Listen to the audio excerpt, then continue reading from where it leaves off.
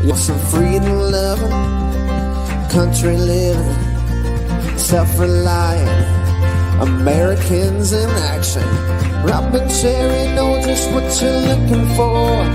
They got cooking, building, installation, and so much more. He'll be coming down the mountain, won't he? This fella ain't no phony. You can know what he knows, one video at a time. RangerRob Country Living, RangerRob Country Living, RangerRob Country Living, RangerRob Country Living.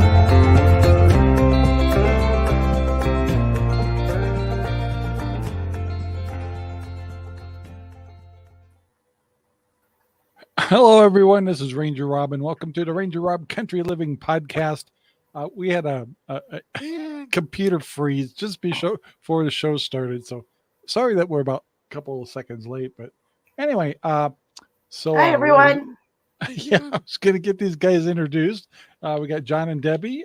John Pearson, I believe, will be joining us in sometime during the show, and Rev could make it because his job is keeping him busy, and that's and John too. He's employed too, so us unemployed people, we made it.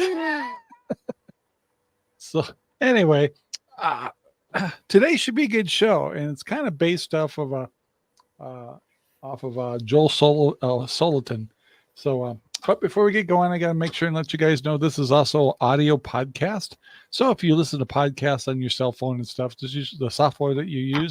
Go into your search area, type in RangerRob Country Living Podcast, and we should pull up because we're on all the major platforms, Spotify, iHeartRadio, all that stuff.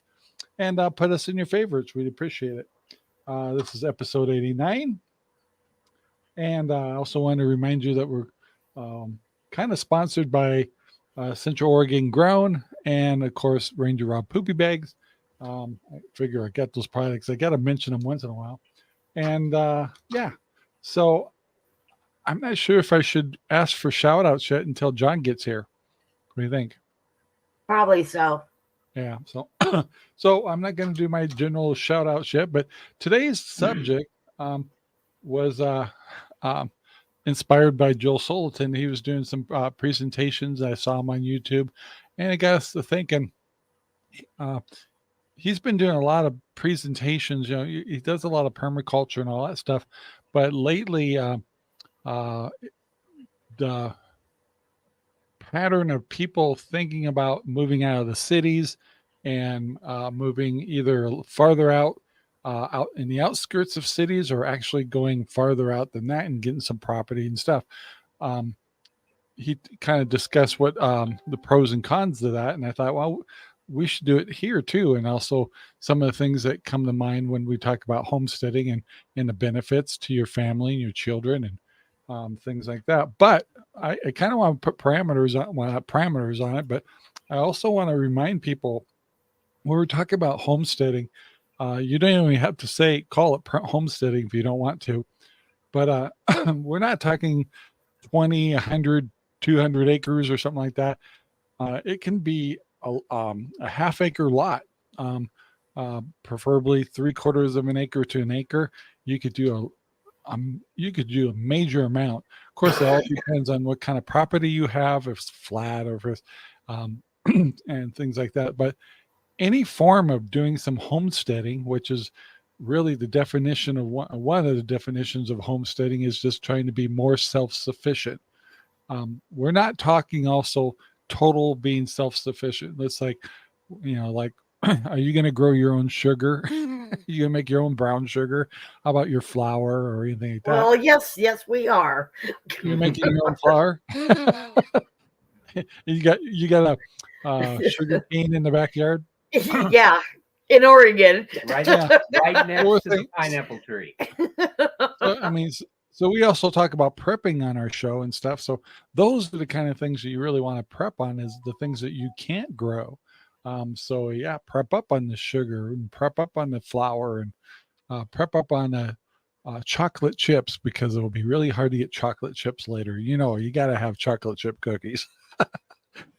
if there's going to be an apocalypse, I want my chocolate chip cookies. So, but yeah, so please don't think we're thinking these giant where you have to go and build new houses or barns and all this stuff.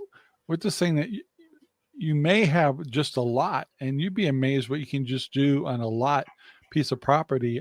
You just got to look at. You might want to do a more above ground type of building of structures and things like that. But yeah, you can grow a lot just in a lot. I did in Mesa. I produced a lot of my own food. I didn't do it all, but and it was just a regular lot in Mesa, Arizona, and so I'm not. I can relate to the fact that everybody has careers and schools and things like that. We want to give you some ideas of what to consider if the sacrifice is worth it. Is it worth selling?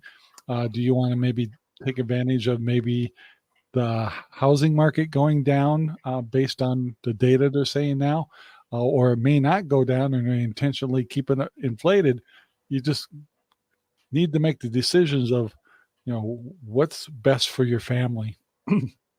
Now, when I bring a lot of my list up and stuff, I'm going to try to bring in children or grandchildren because I really feel like homesteading has a good impact on children, but it's not the cure all. But so I made a list of everybody had an assignment today, so we all have about a list of 10 or more or less or of things that we think makes it worth leaving the city and coming and either going to the outskirts of the city or actually looking for property or a lot or go out in the country. But not all of us can do that. We understand that. So I'll start with you, Debbie and John. How big a list did you make? Amazing.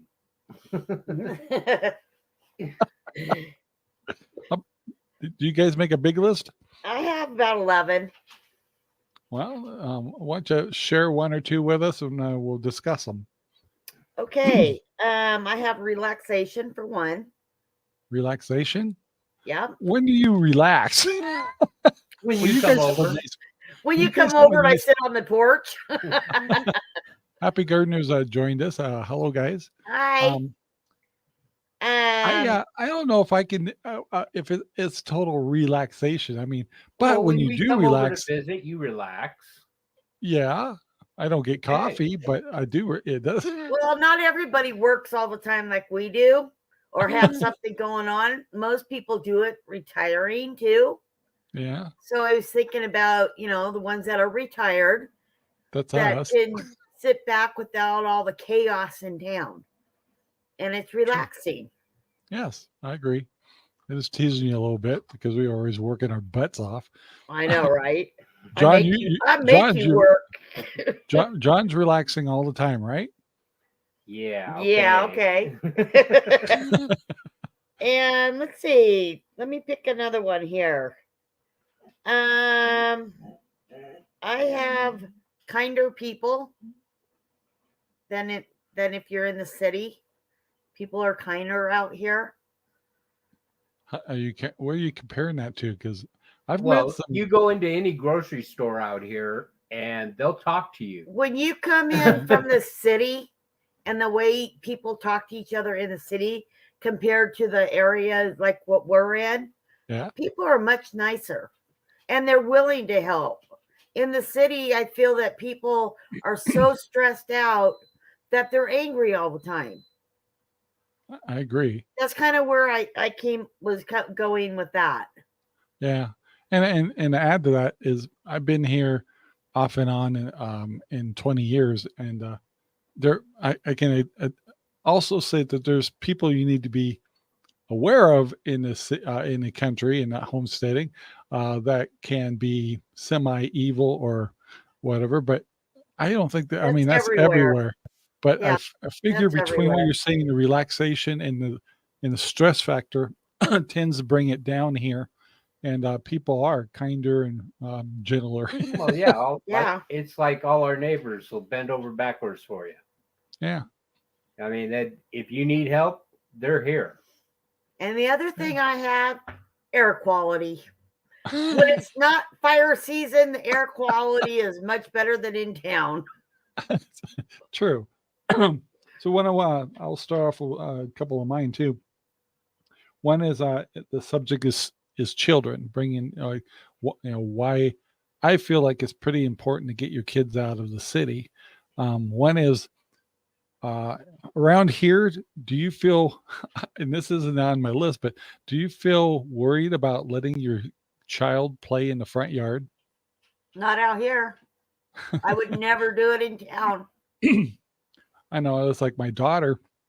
They live in Phoenix, and we kind of talked about that a little bit, and they wouldn't, they got small yards and stuff, but the kids aren't playing in the front, aren't playing in the front yard because it's too easy for problems to come up.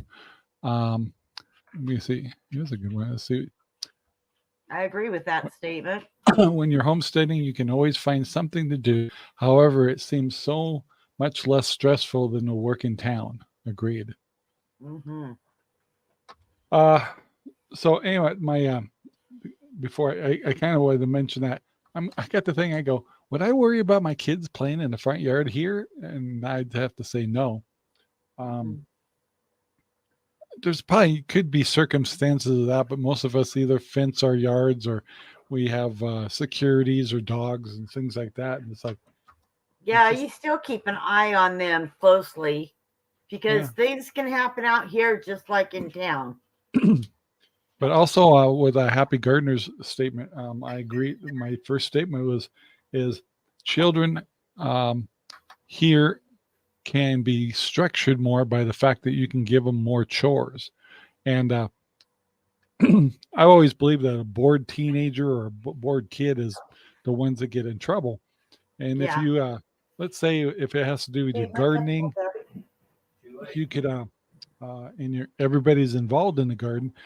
Some kids, some parents actually will set up an area where the kids can actually create their own garden and actually compete with their parents if they want to. But they can even turn it into a small business and things like that. And so just the fact of what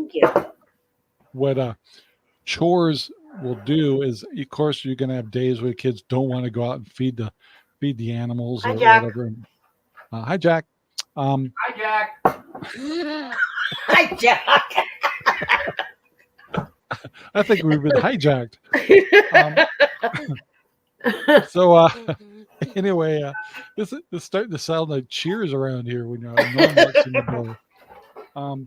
So anyway, chores can be a really nice structure, responsibilities, and give kids achievements to actually be doing something and see something come out of it, whether they're raising their own animals, whether they're growing some food, maybe they'll start their own little business, or and of course out here, I wouldn't feel weird if my kid was out in the front with a table selling lemonade. I mean, around here it's that safe.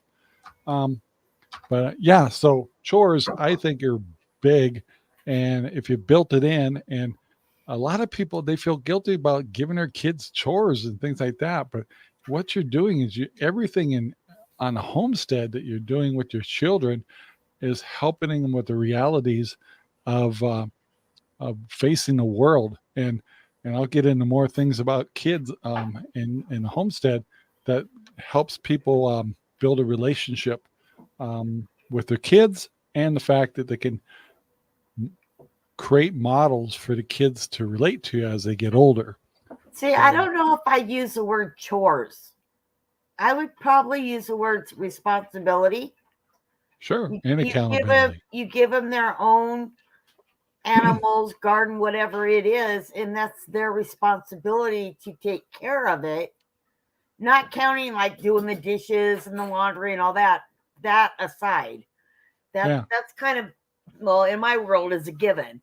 But the responsibilities for outside of taking care of whatever it is they choose that they think they might enjoy, and they'll take that into adulthood as well. Yeah, and it is also a good way to even teach them the benefits of working for a living, where you could have chores or have responsibilities where you could actually, the kids get paid for doing certain things as an allowance and actually earn it. Yeah. And Well, so, for example, Amy's girls, they all have their own animals, their own little things to do, and they're learning from that. and I know Zoe, I don't know the other ones out close, but she also makes a lot of gifts and things like that, and helps and sells them at swap meets and stuff too with her mom. So yeah, and very talented little girl. Yeah, and the good thing is you're learning the good and bad. Like, oh, maybe I made these little things that are really cute and they're not selling. Well, you learn the realities of, of business and marketing, and also things that, or, you make something you think is really cool, but other people don't think it's cool, but you find out, why are people buying this other thing? Anyway, you start learning the logic of how the world works. And yeah, it's a lot different from when we were kids. That's for sure. The other thing I have with children, and then I'll move back to your list, children face the realities of life and death.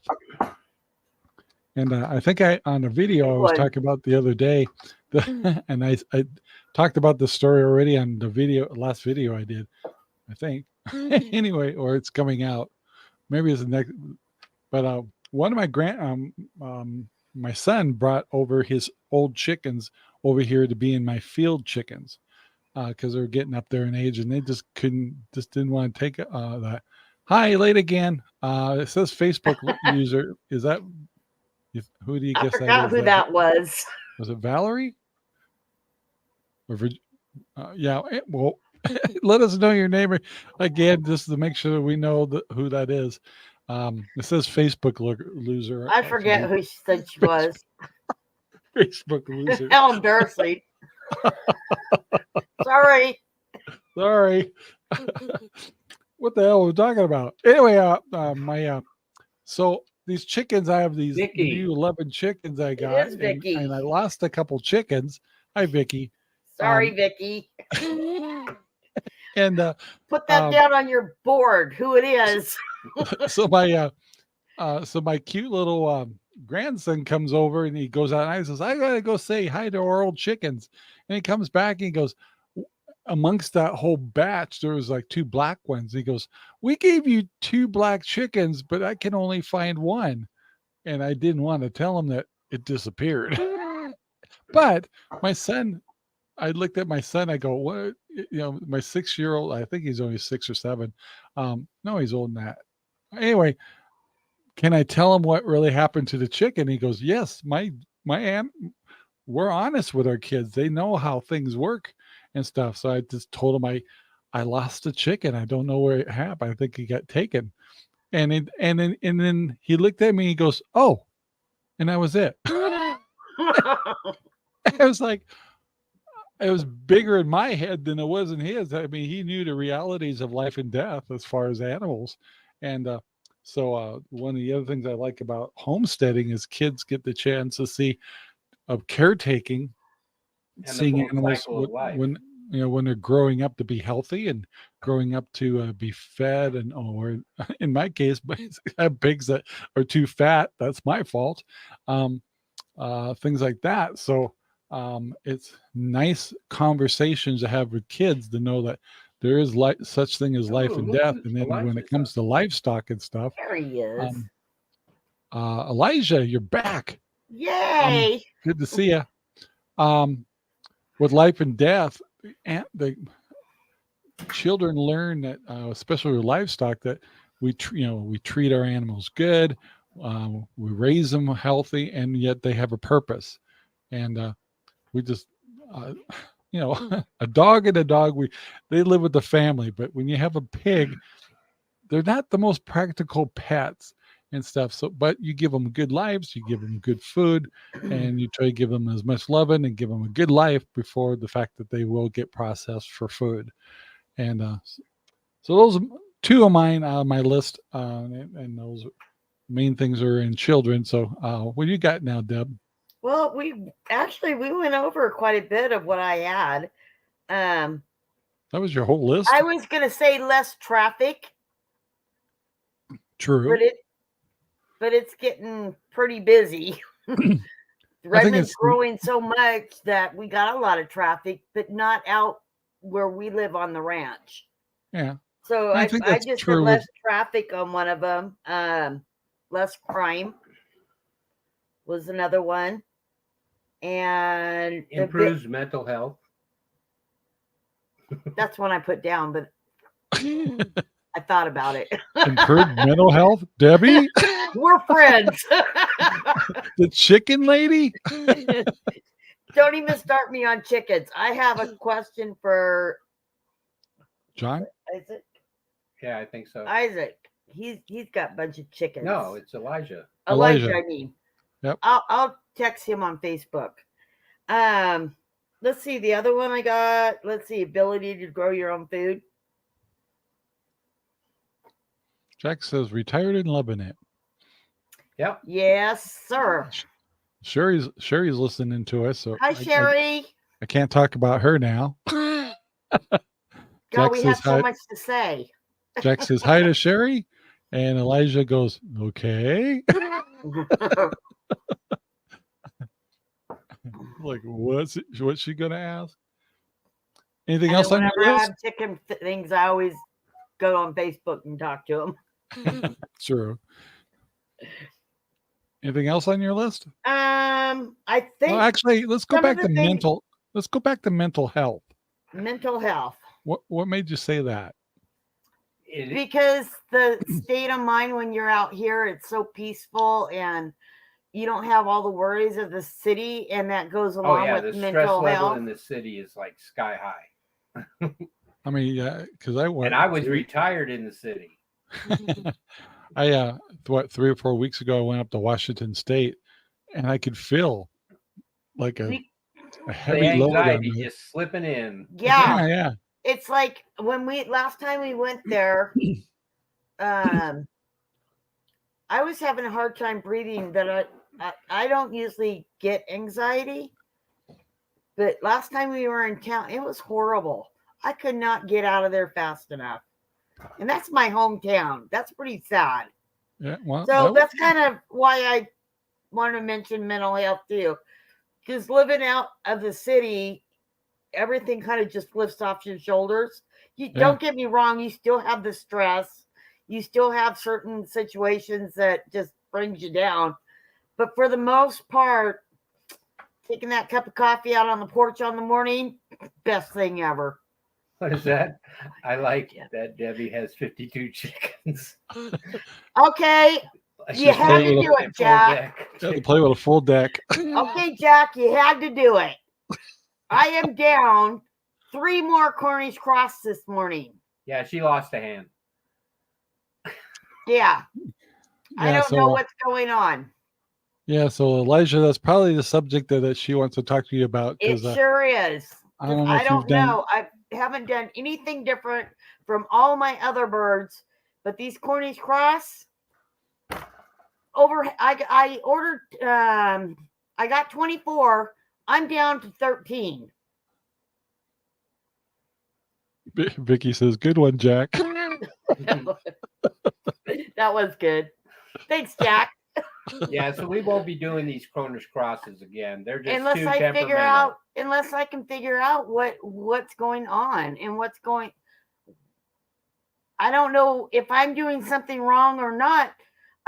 They still have the heat lamp out there. There was one in the coop that was gone and 2 out in the yard. So, and it's like that every other day, 3 of them are gone.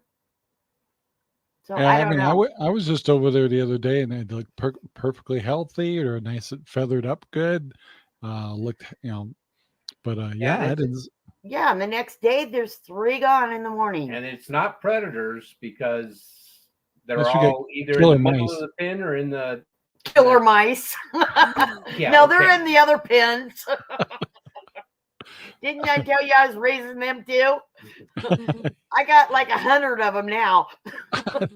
I gotta tell you, it's a battle with mice around here all the time. So when you got chickens and coops and your food on the ground, you're gonna have mice. So we have these devices that we're trying to keep them under control. But I went to Debbie's and their mice are, you got the most friendliest mice I've ever I seen. told you I was raising them. I know. I mean, they'll run from you or anything. They'll run in. They'll walk right up on my shoes. They don't I care. know, it's amazing. It's like either that or I'm not a very friendly farmer over here because my mice hate me. But yours, they're waving. Offering, Animals know that I hamburgers love and animals. Yeah, I mean, the mice over at her place, they're like cooking the hot dogs and making hamburgers and waving to everyone. And she's got a big screen for them in there. And yeah, I mean, they're happy mice. That could be it too. Yep. Heart issues. Thank you. Yeah, we were talking about that earlier today. You think they're known for their heart diseases? Yeah, they just. I think that Just Red poof, I'm Rangers, dead. It's like, Red come on. Rangers are more hardier bird than the Cornish crosses. I knew that they were delicate when I got them. I did know that. Yeah. And I tried to treat them that way, but after almost half of them gone, I'm at a loss. We have rats. Oh, you're on the east or west side of the range, aren't you? You got the rats over there.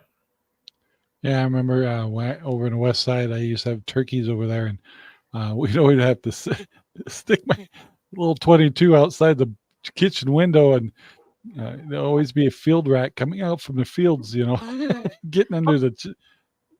So what is the difference between a pack rat and a rat? Isn't it the same thing? Well, pack rats are people that are like preppers. They're people. Not people. They're people like.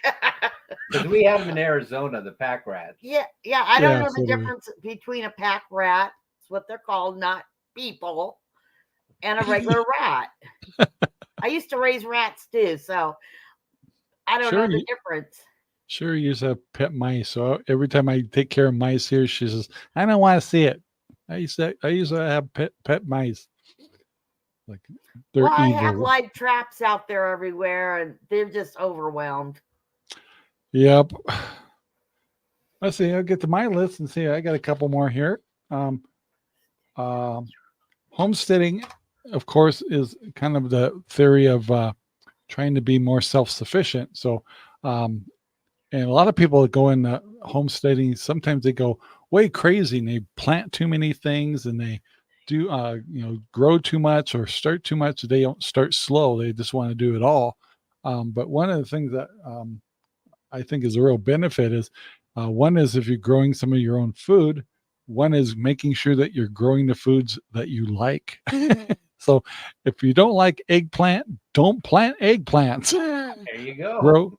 Grow the foods that you like, and don't do an acre worth of strawberries. I mean, just start out with maybe 10 strawberry plants, get through the year, learn how your region and the weather and all that stuff works with your that kind of plant, and then learn to master it and step it up, and then add some more things. But we also want to warn you about if you do decide to get into homesteading or living in the country, don't get burnt out. Actually, I got something to add to that. Yeah. If you build on your property, only build what you need, because another project will come up next week. I don't know what the hell you're talking about. Yeah. I need more chicken coops. I haven't told him about my new garden I did yet. Uh-oh. I was doing a walkthrough of my property and was kind of like, I got a couple of gardens I actually have to get turned back on because I shut down a couple this year just to cool it on the not getting burnt out. And now I kind of miss some of the things I didn't grow. So Yeah, me too. Like corn.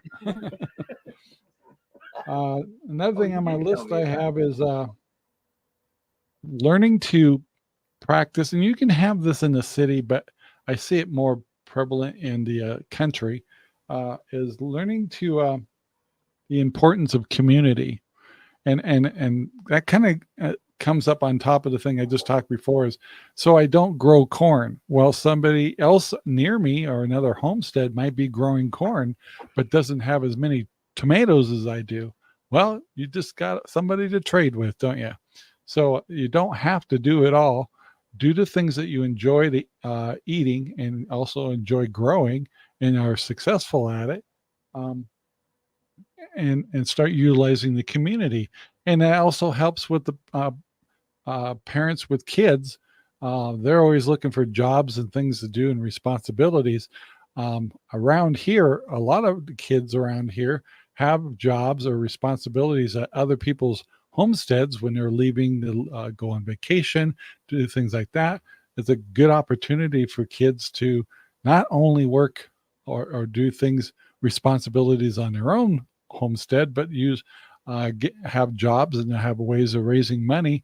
And once again, kids that are making money, they're learning all kinds of things about life, of hard work and stuff like that. Or maybe they won't get hired again because they didn't do a good job.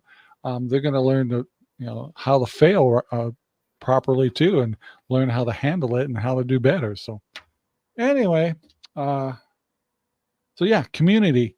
And the fact is, when you get in trouble, like this year, I've had trouble with certain things like lifting and stuff like that. Or the fact that we were new at loading pigs or something like that.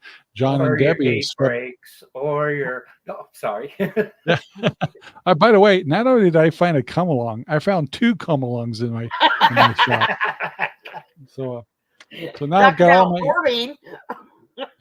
But yeah, I mean, you guys have saved my life on little projects or little issues that we've had over here, and I'm going, I just need another hand, or I need a tool I don't have, or something like that. And hopefully we've been it's been very lopsided this year, but hopefully in the future don't worry about it. That's you know what? It is a 2-way street, no matter which way it goes, lopsided or not. There's always something. I found you 2 really good pigs. What? Go ahead, read that off. I was going to go ahead and answer Vicky. No, I've never had, out of the 52 birds that I have, I've never had any disappear. The only ones that I'm having die are the Cornish cross. And they're only a month old.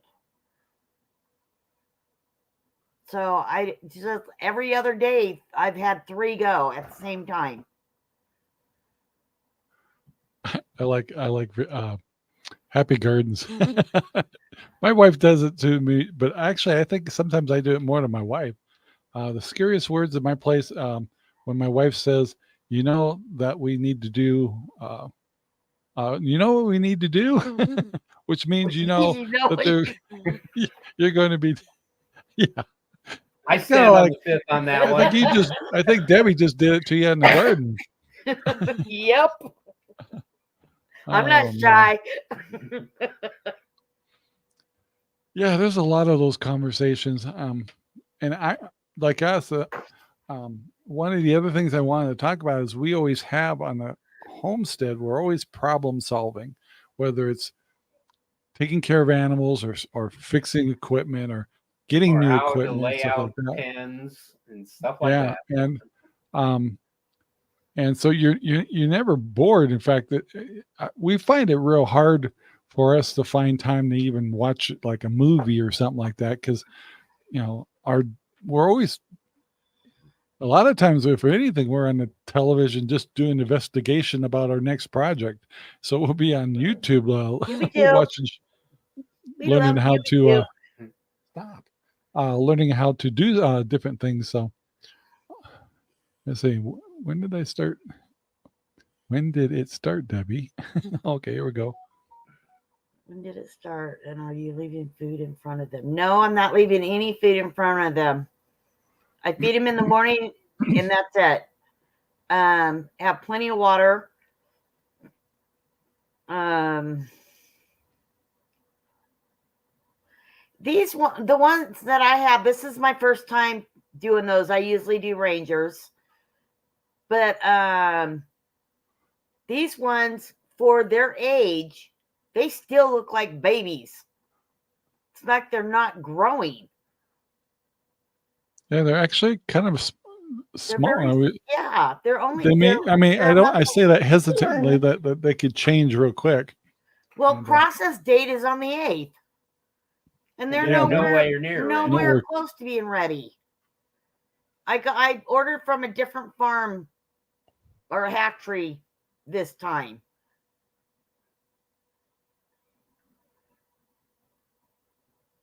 Yeah, I think they are. Got my back? No, you're still froze. Vicki, they have been outside with the heat lamp because it started getting below 50, and they've only been outside for a couple weeks? Yeah. A couple weeks. But they were doing that when I had them inside the house too. They were every other day, one would be gone. Sorry, I'm being harassed. Well, I don't know. I haven't been chasing it around to look. Oh, shut up. Yes, some of them are runny and some of them are normal. Why is our conversations always about poop? It's called senior life living. Yeah. If it's not what you're going to eat next, it's about going to the bathroom. It's like I was doing videos last week about Maggie and her food that processing was that fermenting her food because we wanted to improve her poop. It's like I did like 2 videos about that subject. I'm going, I think I need to change the subject. Of course, that's coming from the guy who makes poopy bags, right? Yeah, so, that's right. Yeah. So here we go. I knew that was coming. Bags. That and pig pee bags. That's right. The joke behind that is I did a video about doing a pregnancy test on Maggie with the strips things they're made for pigs, they say. And so I was chasing her around with a jar on a video. I'm so thankful he didn't call for help on that one. That's for sure. I feel pretty lucky. Oh, I didn't tell you. Thank you. There we go. Yeah, we've been worried about you, Elijah. we lost you for a couple of weeks there. It was like he's busy posting pictures on Facebook of his beautiful chickens. I know. And flowers. I try to like them, but sometimes I haven't been really good on Facebook this month. I'm being harassed. I'd love to go visit his place. It's beautiful. Come here. Say hi or something. I have a dog here driving me crazy, the puppy. Anyway, I haven't got very far on my list. So we learned how many do you have on your list, Rob? I just did 10, but mine are intellectual. They're deep. Mine are down to earth. Yeah. I'm trying to be serious, Love but you guys don't see what's going on here. I have my Golden's literally grabbing my arm. Stop. She wants to play or go potty. She needs a bag. I think no, she's just being a brat. I want to get a little more into the fact of if you got into homesteading, and it depends on what kind of growing and food or animals you want to get. We embraced a little bit of permaculture. So one of the things that's really neat about homesteading is you can get more in touch with nature. And if you have a spiritual belief of any kind, you can also get a little closer to your creator. Understanding that really a lot of things that on a farm and fertilizing stuff can actually be taken care of naturally with animals and permaculture. And so it's a great chance to learn more about your land, how to improve your soil. A lot of people who buy homesteads from that have been used before, a lot of people farmed in the old style of farming. And so a lot of times the first year or two when they're starting new homesteads, they're actually trying hard just to improve their soil quality instead of using fertilizers and stuff like that. So the education value of learning nature and how to grow things and what we should do in the future, understanding the benefits of different animals, how to house them and etc. to keep them healthy and safe, and not fill your animals up with a bunch of vaccines and antibiotics and things like that. It's really interesting to learn, and you also realize you're eating much better quality food. And so that's one of the reasons why a lot of people want a homestead is the fact that they can start controlling their food. And you'd be amazed with Central Oregon Grown how many people are buying pork from us because they know our animals aren't full of vaccines and antibiotics. And a lot of people are buying our pork because they're having reactions to the stuff that they're getting at the stores. And that which means that me. I yeah, used to have a real bad reaction when I ate bacon from the store. Now that I grow my own, I don't have that reaction at all. No upset stomach, no nothing. Yeah. However, when we're doing what we're doing, we also have to do good practices on our own homesteads to keep our animals safe. So for us, we have paddocks, and we can move our paddocks. So we make it. We're always trying our best to get our pigs rotated. We don't. The best thing to do is like every 21 days. However, that doesn't always happen. It's just hard to do. But nature will sanitize a paddock better than putting chemicals on the ground like lime and stuff like that. I'm trying to catch up here with the. This may sound weird. Oh, you can do that? Take them to the fairgrounds? To a farm exchange. What's this sound weird? You may take one of your diseased chickens to the farm exchange at the fairgrounds and see if you can be tested. The farm may be interesting. I didn't know that. Vicki, you're here in town, aren't you?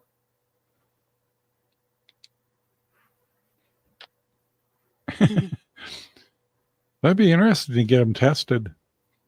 And it may not be your fault. It may be actually from the farm you got them. Yeah. Well, that's what, I was telling you before the show that I have not done anything different from these birds from my other birds. And the nice thing is we've got them separated so they're not in with the other birds. Yeah, they're in their own bed. It's worth a try, as she's saying. Yeah. Why are you giving up on the Costco roaster chickens, Jack? Because we grow better ones. Sorry, I'm talking for you, Jack. It's kind of funny is I actually intentionally buy Vicki lives right here on the ranch. Roaster chickens from Costco, but I already get it when it's already been broken up and put in the bags. And gosh, I use that for all kinds of things, making Tostitos, sandwiches, chicken soup, all kinds of stuff, because it's already been cooked as a rotisserie chicken, but it's already packaged and pulled apart. So it's kind of nice. So I don't buy the whole chickens, but I do. But I'd be interested to see why. The taste has changed. I think I can agree with you. It doesn't seem like they don't have the flavor. Yeah, they don't have the flavor like the ones that we did. Yeah. The store-bought ones, the last ones that we had no chicken flavor to it. It was just like a piece of meat with nothing. with a chicken rub on it. Yeah. So Elijah's saying, "Yep, keep them separated just in case." Yeah. It could be something from the farm you got them. Yeah, they're not by my other chickens at all. Interesting. All right, I'm gonna go back to my list here. So yeah. Anyway, the fact that you learn to work with nature, understand nature a little bit, understand soil, understand animals and their impact on the soil, and how you can actually utilize the fact that you have animals that can actually improve the soil and improve the life, their health on the farm. Another thing that you do is you realize your ability and how much you can do on the farm, and when it's time to just throw in the towel and call for help. Yeah. So I was going to write that down, but I didn't. A lot of people, you may be worried, like, I can't build anything, or I've never made a shed before. I've never made a shelter or anything. You'd be surprised. First of all, you got YouTube is right there by your side. And I swear people have made videos about everything. If you want to learn how to make an A-frame, if you want to learn how to pig shelter, you can see different varieties of ideas. So teach yourself, just dive in. And so maybe the first thing you build is a little bit of shaky and stuff, but the next one's going to be better and better and better. Don't be afraid of your ideas. Sometimes you get halfway through a project and you got a better idea. You just go with the flow. Yeah. It's like our barn out there. And that's why I'm out there when he does that. It's like the barn. The barn is actually like 3 different things all rolled into one. Yeah. So, so I know a lot of people I'm not a handyman and stuff. I think everybody is, in a way. It's just a chance to open your mind up and say, I think I can build a shed, or I think I can build an A-frame for my pigs, or shelter for my goats, or now John, he's an expert making chicken coops. Good night. Thanks for your input. Yep. Oh yeah, I keep forgetting Elijah's over in the East Coast. Mm-hmm. Yeah, he's right by Rev. Yeah. Let's see what else I got here. You pretty much went over ours because he had yeah. So another thing in homesteading is and I think I'm thinking about kids and teenagers and stuff. It's a chance to fill your mind with success and failures. It's like some of the things I built when we first got here either didn't last or I had to do them over again. And then 2 or 3 years now, I can build our first A-frame and stuff like that. I had to repair that and rebuild it a few times when I got my first pigs. Now when my pigs go in there, they're throwing those things around, tossing them and turning them, and they're not breaking, because I learned over time by watching the pigs is like, how are these damaging the roof, or how are they breaking them and stuff. They'll destroy anything in time. Mm-hmm. Oh yeah. But all my A-frames now, oh my gosh, I'll find them turned around in the property a couple of times, and Sparky it's like, he's a big pig, and he's scratching his back in the inside of my A-frames and stuff, and they're holding up, because over time I've learned where the pigs are scratching, how they broke the one before, and all that stuff. And now I'm not, you improve, you will learn.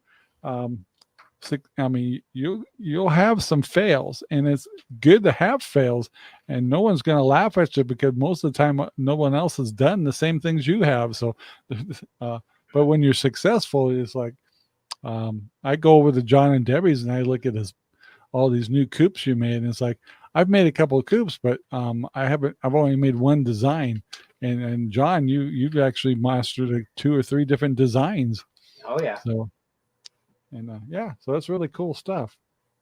And that's okay, John. Next time, John left a message. I did? Yeah. Oh. Not going to make it. Well, you have a good evening. Yeah, and when you come over, bring some apples. So I can make the cake. So, talking about your apron and stuff, well, most of you know that we have a log cabin for our pigs. And, the other pigs never moved that thing. Rosie has it all cockeyed in there now. Well, I don't think you've had a pig quite as tall and as big. No. No, in fact, I had to adapt for the boar. We had to take half the door off for Arkins. Yeah. He was so tall he wouldn't fit in there. I got to thinking, I'm going, I don't recall you having any pigs as tall. Nope. As Rosie and Arkin. Tall or as big. Yeah, so naturally your pin's going to be kind of built for the pigs you had before. Mm-hmm. But Rosie loves that log cabin. Yeah, she does. She absolutely loves it. Speaking of what's going on, I got to fix a piece of my software here. Oh my Just a second. Okay, good. It's probably what's causing a little bit of my freezing. So yeah, successes and fails. I guess it gives you a chance to embrace them and not be afraid to have fails, because really a lot of times you're going to learn, and including planting and growing things. Sometimes you nail it, and sometimes you go, "What the heck?" Like last year, you were telling me about some of your plants that even this year, and I did too. Yeah, I had a couple of things that like tomatoes this year. I usually were killing it with tomatoes in the hydroponics, and this year, it's been mediocre. Yeah, some of the other people that I talked to on the rent had the same problem with gardens this year. They did not turn out. I'm wondering if it has to do with how much smoke we got with the fires. Well, mine started dying down long before the smoke. No, it was right around the same time, because you were growing good until we got back from Portland after that one fire scare. They started going downhill. Okay. I'm moving my garden because this is 2 years in a row in that spot that has not produced anything. Yeah, so the other side of your property's got a lot of sun and stuff. I've always noticed. It's like it'd be interesting if maybe you made a garden of above grounds. Yeah, that's what I'm gonna do. Fenced it off a little bit. You'd probably make a killing as long as you can get water to it. We have water out there now, Rob. Yeah, but you didn't put it over the other corner. What you can just run a hose. Not clear in the back. Is that the area you're talking about? That's our RV camping area. We can't. No, he's talking about there in the back. That's the side. Don't you know your side from the back? The back side? The back side. On the other side. Another thing on my list I had was learning to prepare and prep. And so not necessarily out of emergencies and stuff, but when you tend to live outside the cities or even farther out, we have things happen like power outages and snowstorms and things like that. And so another thing you start learning and mastering, especially after the first year, is maybe having a generator system, backup systems, loop over power switches where you can actually shut the power off to your house and plug yourself into a generator, things like that. Having extra fuel around, extra food around, and ways. I mean, I guess the biggest thing I always remembered before I moved up here was hearing about Texas when they had their freeze down there that one year. And there's people that were calling in or complaining because they didn't know how to heat water. And it's like, I heard that. Yeah, I heard that too. So yeah, I think we've got about 5 ways of cooking around on our property. Yeah. And if you got an RV, Yeah, you got another We're way. golden. Yep. Yep. It's like if we really got snowed in, it was really being a problem of because even to run a generator in this house, it just suck up fuel and all that stuff. I think me and Sherry would be just as comfortable just go out to the fifth wheel, fire up the systems there, and live out there until the resources started coming back. But learning Well, how. another thing too, Rob, is some of those days you just don't feel like driving all the way into town because it's like a 15-20 minute drive for us, and some days you just don't feel like doing that. So you want to be prepared for those days as well. Yeah, I mean, it's like out here, what's changed a lot is because it takes so long to go to the cities, I don't like the idea that we have to spend the entire day all day long. To do all the different stores that out, we're in Central Oregon. Bandis can be 40 minutes away, and we're that far. Oh my gosh! So we tend to try to stock up a little bit and prep a little more, so you don't have to do those drives all the time. Yeah, when you go into town, you go in for the whole day, do what you got to do, and you don't have to go back for another week or two. The other thing that really a big benefit when you're homesteading is you get to see your successes over time. Like now when I go out there, and I just did a video about this the other time, is a lot of times I walk by things and don't take for granted the things we already did. But our greenhouse, now I can say 3 years I've had really good luck with the greenhouse I built by hand and Sherry. And there's a real sense of pride in that. And in your chicken coops, you guys, us too, we're really like the design of our chicken coop. And it's lasted 3 years and stuff. I mean, it's kind of neat to see all these things, infrastructure that you might have built or had purchased or put into your property. And it's a good feeling over time of knowing you've done all this work, and you get to reap the benefits out of it. And it's really easy to take it for granted. But every once in a while, I got to sit back and go, Sherry and I made that, or we made those above ground things and all that. And over time, you tend to just keep walking by them. And every once in a while, you need to stop and go, those have really been working good. Sure, why don't you get a pat in the back, I was sitting on the porch the other day thinking, when we moved here 3 years ago, it was a bare piece of property. Yeah. And now look at it. It's a full-fledged ranch.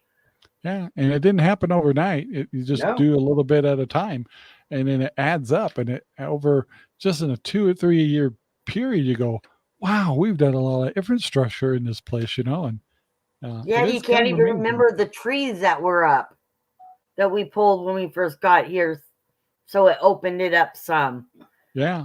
I can't even imagine trees being there now. And then the last thing I want to add, this last thing on my list too, is get ready for a wealth transfer. And the wealth is different. Everybody's a lot of people, young people, all that, they measure themselves by their careers and their money they make and all that stuff. With a big house of, $500,000 house and a couple sports cars and stuff. Here, your wealth changes. You probably aren't making as much money as you did when you're in the city doing your careers and stuff, but you're wealthy and so much more, whether it comes to nature or growing your own food, having a better infrastructure for your children, yourself, pride. The family pride, and your family unit is stronger. Your wealth does get transferred. It's just not always in money. And so I want to kind of close with that on homesteading. We're at the end of our show anyway, but if you want to be wealthy, start thinking about homesteading, living out in the country, maybe get a little bit down to roots, and maybe you can find a way to compromise where you can still do the careers and things like that and still do a little bit of the self-sufficiency and then blend it together. And as time goes on, maybe you can actually do it full time. So Yep. With that note, well. we got to get going. And thank you, John. Priceless. Just John Pearson. He's rich. Jack. He's got all those apples. So anyway, guys, we got to go. But thank you very much for watching. Please, in the comments, we love to hear what you think are the benefits of homesteading.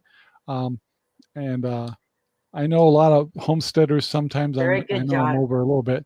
Homesteaders will say, well, if you live in the city, you deserve where you're at. And so just stay there. And we're saying, there's enough room for all of us one way or another.